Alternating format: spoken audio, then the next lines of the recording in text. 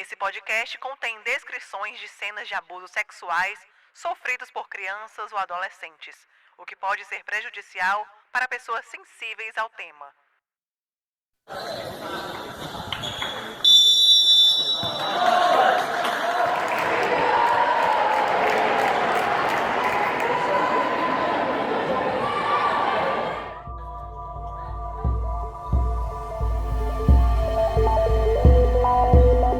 Aí ele, dava tapa na minha bunda e tal, aí queria apertar minha cintura. Ficava dando em cima de mim, na frente das meninas. E quando eu tava sozinha com ele, era muito pior, entendeu? Porque ele passava a mão na minha virilha, ele apertava minhas coxas, passava a mão, bem próximo à região, né?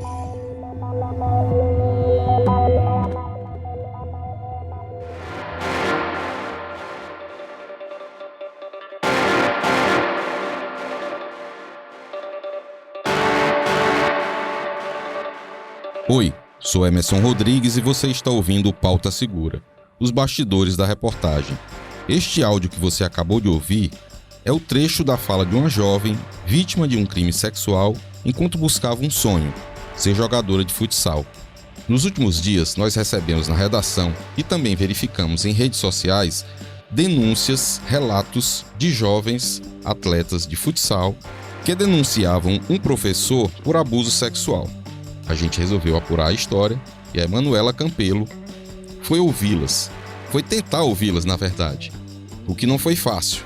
Mas a Manu está aqui hoje para contar os detalhes dessa apuração. Oi, Manu, tudo bem? Oi, Emerson. É isso, hoje a gente conversa sobre as histórias dessas meninas vítimas de abuso ainda na adolescência. São histórias que trazem uma carga emocional muito pesada. Relatos que a gente teve acesso aqui nos últimos dias, a gente ouviu algumas dessas meninas e realmente são falas que nos deixam até emocionados, né? Vou começar então pela informação mais recente, viu, Emerson? Esse professor de futsal de 43 anos foi preso na última quinta-feira. Mas para que a gente possa entender como a polícia chegou a essa prisão, a gente precisa voltar alguns dias e saber o que veio antes disso. Bem, a primeira informação sobre os assédios chegou em um fim de semana e começou a nossa tentativa de encontrar as vítimas. Até que na última segunda-feira a gente conseguiu o primeiro contato.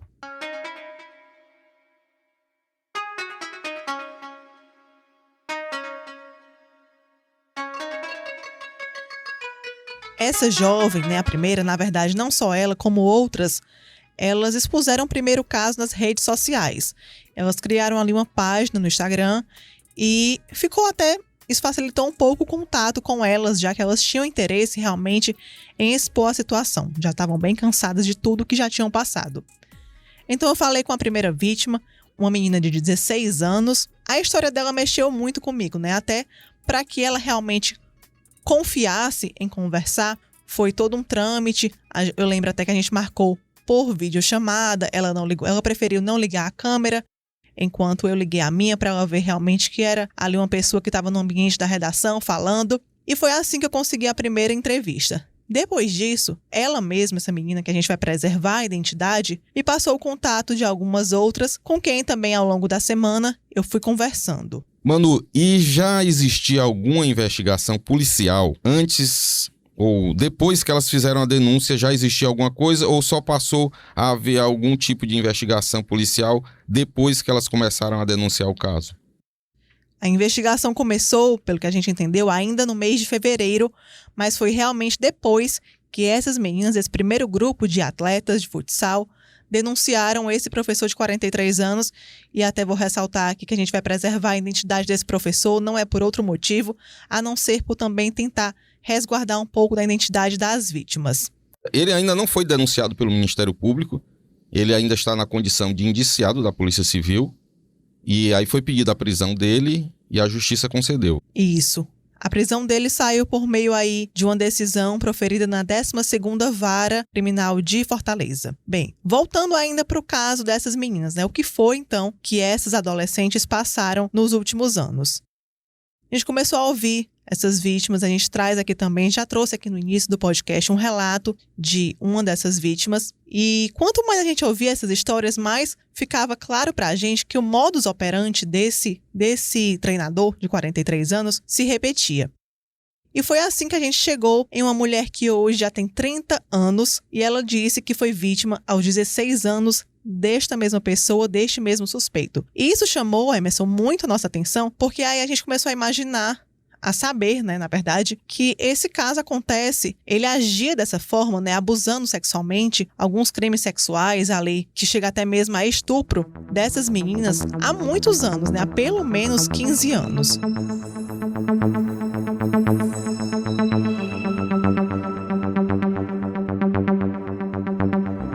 Nas primeiras vezes que a gente procurou a polícia respondeu com poucas informações.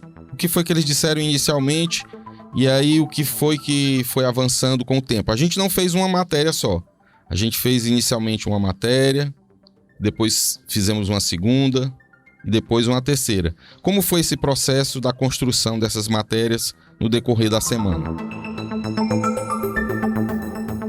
Cada vez que a gente tinha acesso a uma nova vítima, a um novo relato, entrevistava essas meninas, a gente fazia matérias em cima disso, porque realmente eram aspas, ali como a gente chama, né, muito perturbadoras do que elas passaram nos últimos anos. E aí, como eu estava falando, a gente chegou no caso dessa mulher que hoje tem 30 anos, e o caso dela, muito específico, ela contou pra gente que lá quando ela tinha ainda 16 anos, além do abuso sexual em si, ele ainda teria colocado ela em frente ao computador e a obrigado a que assistisse pornografia ali depois do treino, né? O modus operandi dele realmente se repetia muito, era aquela coisa de sempre antes ou depois do treino tentar ficar sozinho com a menina, e era aquela menina naquele dia que era a vítima dele. A gente gravou um trecho da conversa aqui com essa vítima que hoje já tem 30 anos de idade. Inclusive, quando eu falei para ela que ele foi preso, ela ficou muito emocionada e até comparou, né, como se fosse assim um gol, ter feito um gol em uma partida que realmente ali para ela, depois de tantos anos, ela conseguiu denunciar e viu que aquela denúncia que outras meninas sofreram, né, com aquilo na mão desse suspeito, deu algum resultado e ele chegou a ser preso. Vamos ouvir agora um pouquinho o relato dessa mulher que hoje tem 30 anos. Aí ele pegou minha mão e colocou na coxa dele. Naquele primeiro momento ali eu já fiquei assim, o que tá acontecendo, né? Eu já paralisei ali, mas eu não tive muita reação. E ele continuou falando e alternando entre as abas. Só que ali, quando ele pegou a minha mãe e colocou na coxa dele, eu já não lembro mais o que ele estava falando, porque na minha cabeça eu só queria sair dali, entendeu? Que eu já achei estranho aquilo. E aí, só que eu tava paralisada, eu não conseguia me mexer, assim. Ele segurou a minha mão e aí ele começou a descer a minha mão na coxa dele, sabe? É revoltante, muito revoltante, porque, assim, eu esperei muito esse dia chegar, esse dia que a gente ia conseguir mostrar a cara dele, porque eu sabia que ele não tinha mexido só comigo, sabe? É muito revoltante, eu esperei muito, muito por esse dia, assim. E no dia que eu tava denunciando ele, assim, eu fiquei bastante emocionada, porque foram muitos anos vendo ele em alguns eventos e simplesmente não consegui me mexer, e dessa vez eu consegui, sabe? Então, pra mim, foi uma grande vitória esse passo dado. Manu, a jovem que a gente acabou de ouvir, ela te falou o que foi que a levou a também denunciar esse caso? Sim, ela contou que durante anos encontrava algumas vezes com esse professor, porque é uma pessoa que ainda atua dentro aí do ramo esportivo, e que toda a vida esse encontro para ela era muito perturbador porque ela lembrava daquela cena e ela não tinha coragem de contar pra ninguém, né? Aquela sensação ali que a gente já conhece, a gente já falou por aqui, de muitas vezes a vítima sentir uma sensação de culpa. Por que aconteceu isso comigo? Será que não foi eu que permiti? Mas não, a gente precisa deixar isso muito claro. Não é por uma questão de permissividade, isso é realmente um crime. E essa pessoa, no caso desse professor de 43 anos, ele foi indiciado. Até o momento, pelo menos 7 vítimas já constam denúncias realmente na polícia. A polícia fala que a expectativa deles, né, que tenham bem mais vítimas. Aí a gente tem informação de 12, pelo menos 12 meninas que teriam comentado que em algum momento também passaram por isso com esse treinador.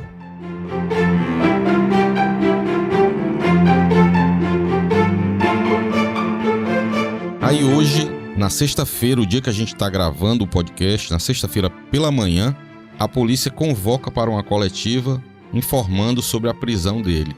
Aí eu entrei em contato com você, na verdade você entrou em contato comigo, questionando se você iria ou não para essa coletiva, até porque a coletiva seria num horário diferente do seu horário de trabalho, né? Então a gente combinou que você entraria mais cedo, iria para a coletiva, para obter algumas informações lá a mais do que a gente conseguiu na cobertura normal. E como é que foi lá na coletiva, Manu? O que foi que os delegados explicaram? Como foi? Rendeu alguma coisa ou foi uma coletiva um tanto quanto enigmática, como a gente chama, né? Assim, os delegados tentam controlar as informações, tentam segurar o que pode ser falado, até para não prejudicar as investigações futuras. Como foi lá na hora da coletiva de imprensa? Ao longo da semana, eu já vinha tentando que a polícia falasse alguma coisa além daquela nota básica que o caso estava sendo apurado, estava sendo investigado por meio da DECECA. Quando, na sexta-feira de manhã, como você acabou de falar, veio esse aviso para a gente ir, esse convite para que a gente fosse até a coletiva. E aí a gente conversou, decidiu realmente que eu deveria ir para a coletiva, até porque eu já estava acompanhando durante a semana todo esse caso. Eu fui na expectativa que mais informações fossem reveladas. Nesse momento do aviso, a gente já sabia que esse professor tinha sido preso, mas eu confesso que eu esperava algumas informações ali a mais. Não o nome, não estou falando de identificação desse professor, até porque nós já temos a identificação dele. Realmente é uma opção para a gente não divulgar, como a gente já explicou aqui nesse podcast, os porquês. Mas a coletiva foi uma fala muito básica dos delegados, foi presencial. 2 delegados, o titular da DECECA e a delegada adjunta, né, falaram algumas informações, contaram um pouco de como foi esse momento da prisão desse suspeito de 43 anos, mas disseram, e também essa coletiva foi um momento que eles incentivaram muito que próximas vítimas denunciem, né, que a investigação, ele já foi indiciado, inclusive pelos crimes de estupro e estupro de vulnerável. Manu, explica um pouco qual a diferença entre estupro e estupro de vulnerável para o nosso ouvinte. Então, o estupro de vulnerável, especificamente, acontece quando a vítima é menor de 14 anos, né? Ela não tem ainda os 14 anos completos. E isso mostra pra gente, nesse caso especificamente, que esse professor fez uma vítima desse perfil, especificamente uma vítima de 13 anos de idade, além das outras de 16, 17 anos e a de 30 anos, com quem a gente já tinha conversado no decorrer da semana. Agora, inclusive, aqui a gente separou um trechinho da entrevista da coletiva com o delegado Carlos Alexandre e a delegada Yasmin Ximenes, e vamos escutar aqui um pouquinho o que a polícia fala sobre esse caso. Não houve até então notícia de fato de produção desse tipo de material por ele. O que a notícia do fato tirou aqui pra gente é efetivamente os abusos que ele cometia, mediante ardil, mediante ameaça, mediante essa confiança que as vítimas tinham nele. Não há notícia de fato então, que não justificou um pedido de busca, certo? Pelo relato das vítimas até então. Então não houve, a investigação não está seguindo nesse sentido, ela está seguindo no sentido do abuso físico dele, do abuso presencial. As outras vítimas, que porventura venham aparecer, apresentem, esse material na delegacia para que a gente possa, a partir daí também, ver se é o caso, prosseguir nesse sentido também, de produção ou não de material. Porque o vídeo que a gente tem até então é um que foi gravado clandestinamente pela própria vítima no momento do abuso. Nos crimes contra a dignidade sexual, a palavra da vítima tem especial importância. Então, a vítima deve vir fazer o boletim de ocorrência Porque, como foi falado, geralmente esses abusos sexuais acontecem só a criança e o abusador. Então, a palavra dela tem importância, ela deve vir à delegacia para ser feito exame de corpo de delito, a roupa que ela estava usando apreendida e a produção de outras provas. Então, é muito importante noticiar o fato para evitar que outras crianças e adolescentes sofram na mesma medida.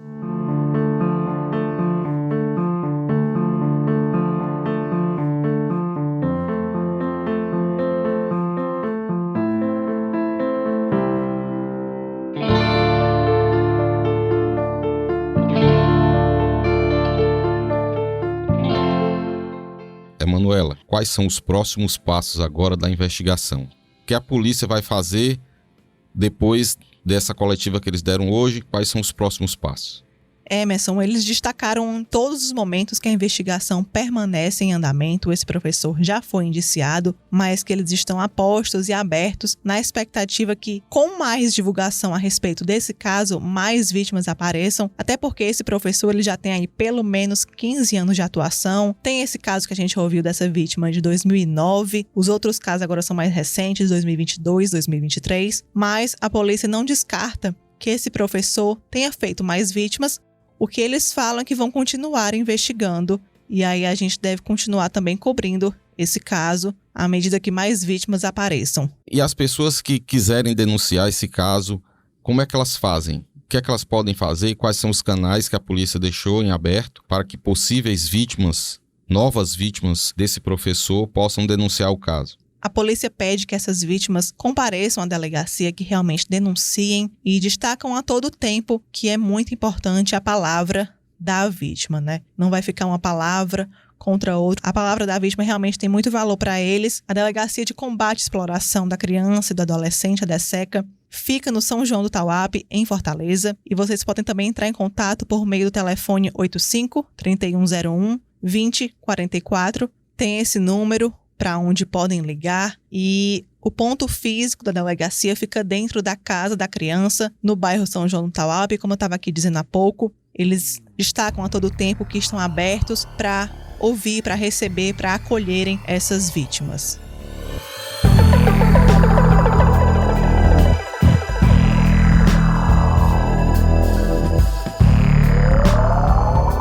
Bom, Manu, para encerrar, eu gostaria de parabenizar mais uma vez pelas suas matérias e agradecer a sua presença aqui no podcast. Então a gente vai aguardar, vai acompanhar esse caso de perto e mais uma vez queria te parabenizar pelo trabalho e agradecer a tua presença aqui no podcast. Emerson, muito obrigada pelo espaço aqui mais uma vez para a gente discutir um tema tão importante e falar que a voz da vítima tem sim peso e incentivar que elas denunciem. Valeu, Manu. Muito obrigado.